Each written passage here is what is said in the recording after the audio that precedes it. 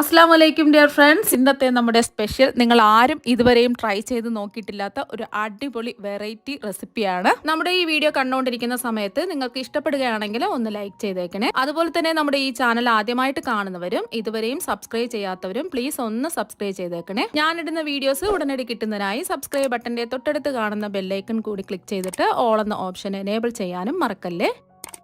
ഇന്നത്തെ റെസിപ്പി എന്ന് പറയുന്നത് ചക്കക്കുരു വെച്ചിട്ടുള്ളതാണ്. അപ്പോൾ ഈ ഒരു സമയം നമുക്ക് ചക്കയും ചക്കക്കുരു ഒക്കെ ഒരുപാട് കിട്ടുന്ന സമയമാണ്.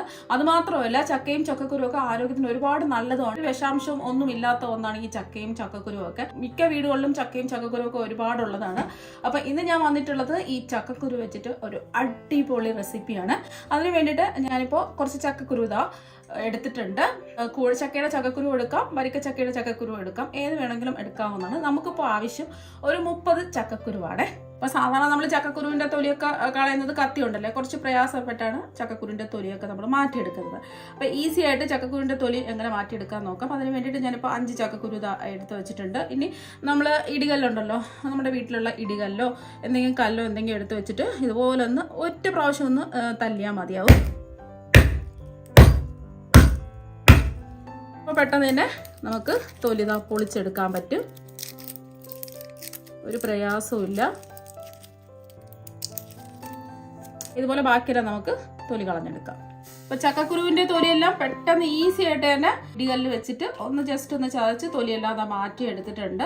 പെട്ടെന്ന് ഇനി നമുക്ക് തൊലി മാറ്റിയെടുക്കാൻ പറ്റും. ഇനി ഇതിൻ്റെ ബ്രൗൺ ഭാഗമൊന്നും കളയേണ്ട ആവശ്യമില്ല. ഒരുപാട് വൈറ്റമിൻസ് ഒക്കെ ഈ ബ്രൗൺ ഭാഗത്തിനുള്ളതാണ്. ബ്രൗൺ ഭാഗം കളയാതെ വേണമെന്നുണ്ടെങ്കിൽ ജസ്റ്റ് ഒന്ന് കഴുകിയെടുക്കുക. കഴുകിയതിന് ശേഷം ഇതൊന്ന് വേവിച്ചെടുക്കാം.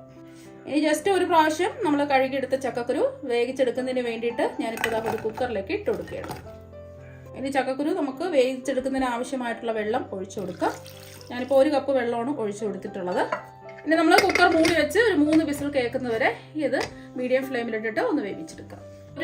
ഇപ്പം ഞാൻ 3 വിസിൽ കേട്ടതിന് ശേഷം ഫ്ലെയിം ഓഫാക്കി കൊടുത്തു. അതിൻ്റെ ആവി മുഴുവനും മാറിയിട്ടുണ്ട്.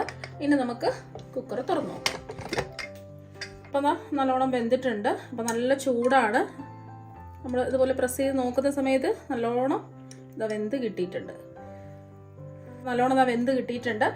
അപ്പോൾ വെന്തില്ല എന്നുണ്ടെങ്കിൽ വീണ്ടും കുക്കർ മൂടി വെച്ചിട്ട് ഒരു വിസിലും കൂടെ ഒന്ന് കേൾപ്പിക്കാം. ഇപ്പം നല്ല ചൂടല്ലേ, ഇതിൻ്റെ ചൂട് എല്ലാം നന്നായിട്ടൊന്ന് മാറട്ടെ. ഇപ്പോൾ ഇതിൻ്റെ ചൂടൊക്കെ നല്ലതുപോലെ ഒന്ന് മാറിയിട്ടുണ്ട്. ഒഴിച്ചു കൊടുത്ത വെള്ളം കറക്റ്റായിരുന്നു. കറക്റ്റ് പാകത്തിലുള്ള വെള്ളം ഒഴിച്ചിട്ടാണ് ഇത് വേവിച്ചെടുത്തിട്ടുള്ളത്. കുറച്ച് വെള്ളം മാത്രമേ ബാക്കിയുള്ളൂ.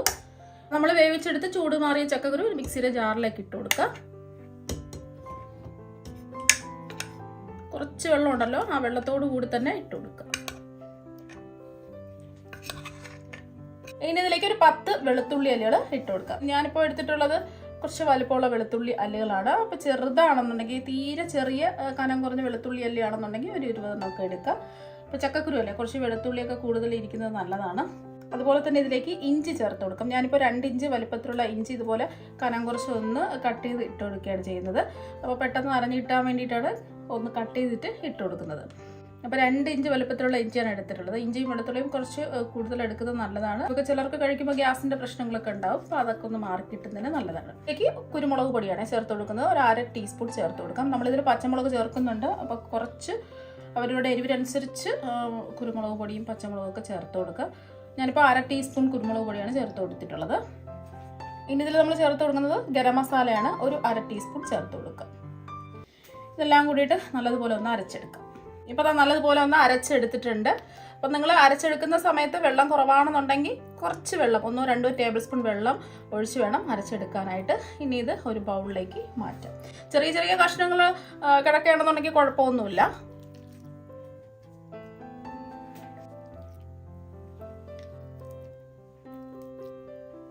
ഇനി ഇതിലേക്ക് ഒരു വലിയ സവാള ചെറുതായിട്ട് കട്ട് ചെയ്ത് ഇട്ട് കൊടുക്കുക. അതുപോലെ തന്നെ ഇതിലേക്ക് 2 പച്ചമുളക് ചെറുതായിട്ട് കട്ട് ചെയ്തും കൂടി ചേർത്ത് കൊടുക്കാം. നമ്മളിതിൽ മുളക് പൊടി, മല്ലിപ്പൊടി, വലിയ ജീരകം പൊടിച്ചത്, വേറെ മസാലകളൊന്നും നമ്മൾ ഇതിൽ ചേർക്കുന്നില്ല. കുരുമുളക് പൊടി ഒരു 1/2 ടീസ്പൂൺ ചേർത്ത് കൊടുത്തു. അതുപോലെ തന്നെ ഗരം മസാലയും ഒരു 1/2 ടീസ്പൂൺ ചേർത്ത് കൊടുത്തു. വേറെ പൊടികളൊന്നും നമ്മളിതിലേക്ക് ചേർക്കുന്നില്ല. അത്യാവശ്യം എരിവുണ്ട്. എരിവില്ലാത്ത മുളകാണെന്നുണ്ടെങ്കിൽ ഒരു 3 എണ്ണമൊക്കെ ചേർത്ത് കൊടുക്കുക. ഇനി ഒരു ടേബിൾ സ്പൂൺ കറിവേപ്പില ഇതുപോലെ ചെറുതായിട്ട് കട്ട് ചെയ്ത് ചേർത്ത് കൊടുക്കുക. അതുപോലെ തന്നെ ഇതിലേക്ക് ഒരു 2 ടേബിൾ സ്പൂൺ മല്ലിയില ചെറുതായിട്ട് കട്ട് ചെയ്തും കൂടി ചേർത്ത് കൊടുക്കാം. ഈ ഒരു സമയം നിങ്ങൾക്ക് വേണമെന്നുണ്ടെങ്കിൽ ഇഞ്ചി വെളുത്തുള്ളി പേസ്റ്റ് 1 ടീസ്പൂൺ വീതം ഇതിലേക്ക് ചേർത്ത് കൊടുക്കാവുന്നതാണ്. നമ്മൾ നേരത്തെ ചക്കക്കുരു അരച്ചെടുത്തപ്പോൾ അതിൻ്റെ കൂടെയാണ് നമ്മൾ ഇഞ്ചിയും വെളുത്തുള്ളിയൊക്കെ അരച്ചെടുത്തിട്ടുള്ളത്. ഇഞ്ചി വെളുത്തുള്ളിയും ചതച്ചിട്ട് വേണമെന്നുണ്ടെങ്കിൽ അങ്ങനെയും എടുക്കാവുന്നതാണ്. ഇനി ഇതിലേക്ക് ആവശ്യത്തിനുള്ള ഉപ്പിട്ട് കൊടുക്കാം. ഞാനിപ്പോൾ ഒരു 1/2 ടീസ്പൂൺ ഉപ്പാണ് ഇട്ട് കൊടുക്കുന്നത്. അപ്പോൾ ഉപ്പ് നോക്കിയിട്ട് ലാസ്റ്റിൽ ഉപ്പ് കുറവുണ്ടെന്നുണ്ടെങ്കിൽ ചേർത്ത് കൊടുക്കാം. ഇതിലേക്ക് നമ്മൾ ഒരു 3 ടേബിൾ സ്പൂൺ വറുത്ത പച്ചരിപ്പൊടിയാണ് ചേർത്ത് കൊടുക്കുന്നത്. ഇടിയപ്പം അപ്പത്തിനൊക്കെ എടുക്കുന്ന ഒട്ടും തരിയൊന്നുമില്ലാത്ത വറുത്തിട്ടുള്ള പച്ചരിപ്പൊടിയാണ് എടുത്തിട്ടുള്ളത്. ഇനി നമ്മൾ ഇതിൽ വേറൊന്നും ചേർക്കുന്നില്ല. കവിച്ച് നന്നായിട്ട് ഒന്ന് കുഴച്ചെടുക്കാം. പെട്ടെന്ന് ഈസി ആയിട്ട് നമുക്ക് റെഡിയാക്കി എടുക്കാവുന്നതേ ഉള്ളൂ. ഇപ്പോൾ വീട്ടിൽ ചക്കക്കുരുക്കെ ഉണ്ടെന്നുണ്ടെങ്കിൽ പെട്ടെന്ന് റെഡിയാക്കി എടുക്കാം.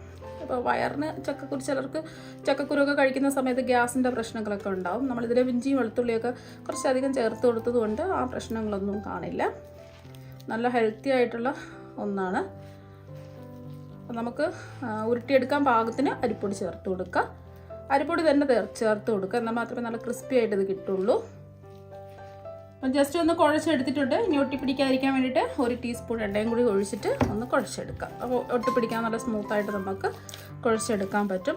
ഇപ്പോൾ ഞാൻ ഇട്ട് കൊടുത്ത അരിപ്പൊടി കറക്റ്റാണ്. അപ്പോൾ നിങ്ങൾക്ക് കുറച്ച് ലൂസായിട്ടാണ് ഇത് കിട്ടുന്നതെങ്കിൽ 1 ടേബിൾ സ്പൂൺ അരിപ്പൊടിയും കൂടി ചേർത്ത് കൊടുക്കാം. കുഴച്ചുരുട്ടിയെടുക്കാം. ഇപ്പോൾ ഇതാ കുഴച്ച് ഉരുട്ടി എടുത്തിട്ടുണ്ട്. ഈ ഒരു സമയം ഉപ്പൊക്കെ ഉണ്ടോ അതൊന്ന് ചെക്ക് ചെയ്ത് നോക്കാം. ആവശ്യമെങ്കിൽ ഉപ്പ് ചേർത്ത് കൊടുക്കുക. കയ്യിലൊന്ന് എണ്ണ തടവിന് ശേഷം ഇതിൽ നിന്നും കുറച്ച് മിക്സ് എടുക്കാം. അപ്പോൾ കയ്യിലൊന്ന് എണ്ണ തടവിയിട്ട് ഇതുപോലെ ഉരുട്ടിയെടുക്കുക, അല്ലെങ്കിൽ കൈ ഒന്ന് നനച്ചിട്ട് ഇതുപോലെ ഉരുട്ടിയെടുക്കുകയോ ചെയ്യുക. എന്നിട്ട് ചെറുതായിട്ടൊന്ന് കയ്യിൽ വെച്ചിട്ട് ഒന്ന് ഇതുപോലെ ഒന്ന് പ്രസ് ചെയ്ത് പരത്തി ഒന്ന് ലെവൽ ചെയ്തെടുക്കാം. അപ്പോൾ ബാക്കിയിരിക്കുന്നതെല്ലാം ഈ ഒരു രീതിക്ക് നമുക്ക് ഉരുട്ടി പരത്തിയെടുക്കാം. ഇനി നമ്മൾ ചൂടായി കിടക്കുന്ന എണ്ണയിലേക്ക് ഷേപ്പ് ചെയ്തെടുത്ത ഓരോന്നും ഇട്ട് ഫ്രൈ ചെയ്തെടുക്കാം.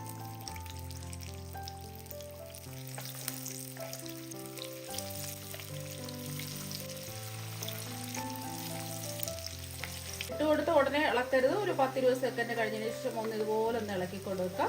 ഒരു വശം ഒരു ഗോൾഡൻ നിറാവട്ടെ. അപ്പോൾ പെട്ടെന്ന് തന്നെ നമുക്ക് റെഡിയാക്കി എടുക്കാവുന്നതേ ഉള്ളൂ. വീട്ടിലുള്ള വളരെ കുറഞ്ഞ സാധനങ്ങൾ മാത്രമേ നമുക്ക് ആവശ്യമായിട്ടുള്ളൂ. അപ്പോൾ ചക്കക്കുരുവൊക്കെ നമ്മുടെ മിക്ക വീടുകളിലും ഉള്ളതാണ്.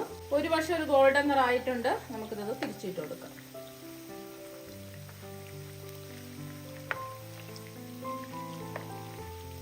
നമ്മൾ ചക്കക്കുരുക്കെ വേവിച്ച് ഫ്രിഡ്ജിലൊക്കെ വെക്കുകയാണെന്നുണ്ടെങ്കിൽ ഇതുപോലെ നമുക്ക് പെട്ടെന്ന് ഈസി ആയിട്ട് ഇതുപോലെ സ്നാക്സ് ഒക്കെ നമുക്ക് റെഡിയാക്കി എടുക്കാൻ പറ്റും.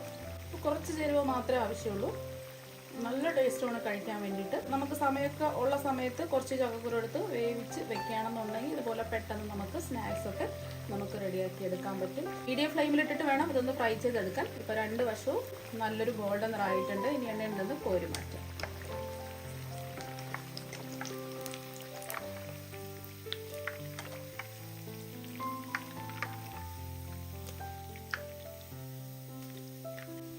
ഒട്ടും തന്നെ എണ്ണയൊന്നും കുടിച്ചിട്ടില്ല. ബാക്കിയിരിക്കുന്നതും ഇതുപോലെ തന്നെ നമുക്ക് ഫ്രൈ ചെയ്തെടുക്കാം. വളരെ പെട്ടെന്ന് റെഡിയാക്കി എടുക്കാൻ പറ്റുന്ന ചക്കക്കുരു വെച്ചിട്ടുള്ള സ്നാക്സ് ഒക്കെ ഇവിടെ റെഡി ആയിട്ടുണ്ട്. നല്ല അടിപൊളി ടേസ്റ്റാണ് കഴിക്കാൻ വേണ്ടിയിട്ട്. പുറത്ത് നല്ല ക്രിസ്പിയാണ്, ഉള്ളിൽ നല്ല സോഫ്റ്റുമാണ്. അപ്പോൾ ചക്കക്കുരുവൊക്കെ കിട്ടുന്ന സമയത്ത് ഇതുപോലെ ഒരു പ്രാവശ്യം ഒന്ന് ട്രൈ ചെയ്ത് നോക്കുക. തീർച്ചയായും നിങ്ങൾക്ക് എല്ലാവർക്കും ഒരുപാട് ഇഷ്ടമാകും. അപ്പോൾ നമുക്ക് മറ്റൊരു വെറൈറ്റി വീഡിയോ ആയിട്ട് വീണ്ടും കാണാം. താങ്ക്